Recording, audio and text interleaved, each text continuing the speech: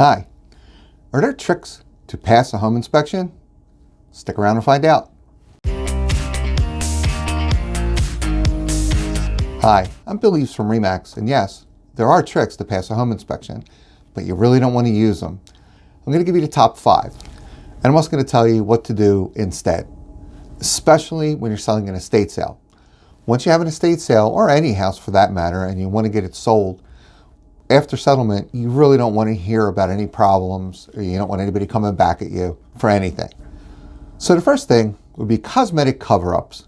For example, some people that have mold will use a product called Kills, K-I-L-L-Z, to cover up wet spots or mold spots. Eventually, those spots come back unless it's properly cared for.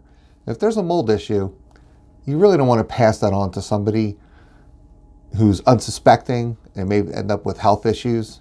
And one of the things a home inspector will look for, if the basement's finished and brand shiny new, and the kitchen's really old, the bathrooms are really old, and the rest of the house isn't touched, it's kind of a tip-off that something was going on down there that needed work. So do it the right way. Save yourself a whole lot of headaches. The second most common trick to pass a home inspection and to get by on a buyer is to downplay problems. Somebody will notice something going through the house, and the seller will simply say, well, all the houses on the street are like that. It's always been that way. It's not a good idea. Again, if there's a problem, address it. If you're a buyer and you hear those words, that's kind of a huge red flag. Now, in an estate sale, you don't have to answer all the questions in a home inspection unless you know the answers. There is a line on the last page that's signed for an executrix, administrator, executor, etc. But the premise is if you know something's wrong, you're supposed to disclose it, even though you may not have ever lived in the house. Now, it's a good time to remind you, I am an associate broker with RE/MAX. I'm not a lawyer. The other trick people try to do is to camouflage with decor. So if a buyer walks in the house and sees a piece of furniture that's kind of out of place, something that's not centered on a wall, like a china cabinet or something, that's a surefire tip-off that something's going on back there. Sometimes people use trash cans to cover things.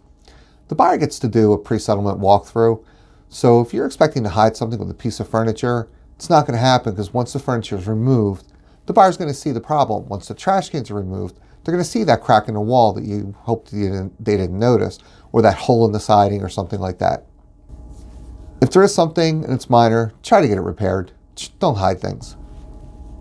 Another way people try to pass a home inspection is what we call ignorance is bliss. If you're a seller and a buyer asks you a question and you have a foggy memory about it, I'm not sure, some years ago, how old's your heater? Well, it's not that old. Those are surefire tips to a buyer. It's something's wrong, something needs a little more explanation.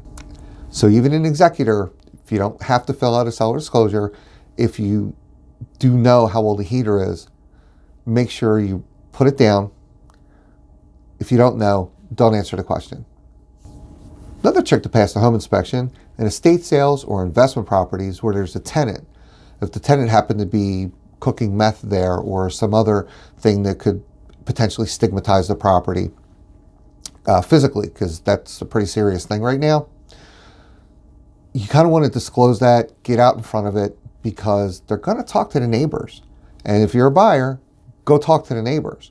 It's one of the most common things you can do to get information.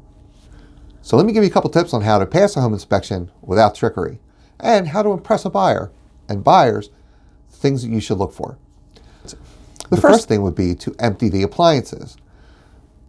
Buyers will check inside the dishwasher, so if you can, if it's possible, keep the dishwasher empty. During a home inspection, it's almost a must. They're going to run that through its cycles, and they can see better if it's empty. Same thing, if you're leaving a washer and a dryer, a home inspector will run that washer through cycles. So make sure they're empty. The next tip would be provide access to everywhere.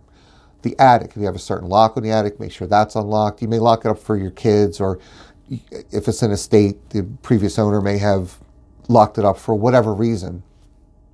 Basements, garages, sheds that are staying. If the shed's going, you'll have to let people into it, obviously.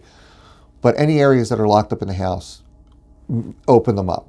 Let the inspector, let the buyers go out and see them. Buyers, if there's something locked up, it could be for safety reasons.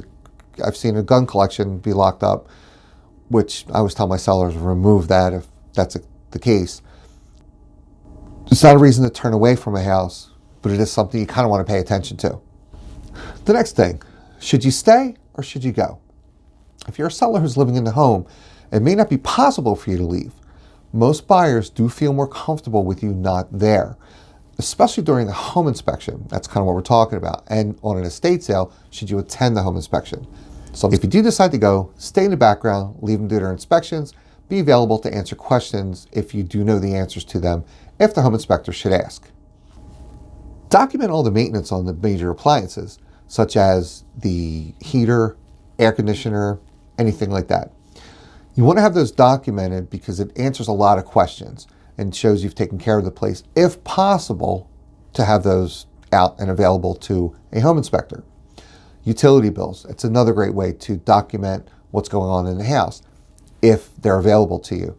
It's a great thing to give to buyers. They know what their budget's going to be, and no surprises, no phone calls after settlement.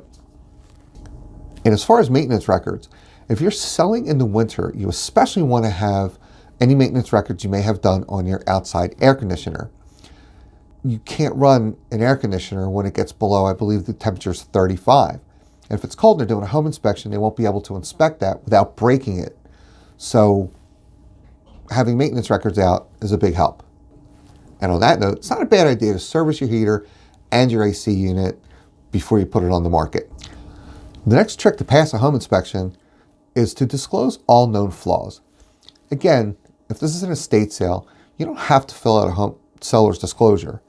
However, if you know something that's wrong, you do have to disclose that if you know about it.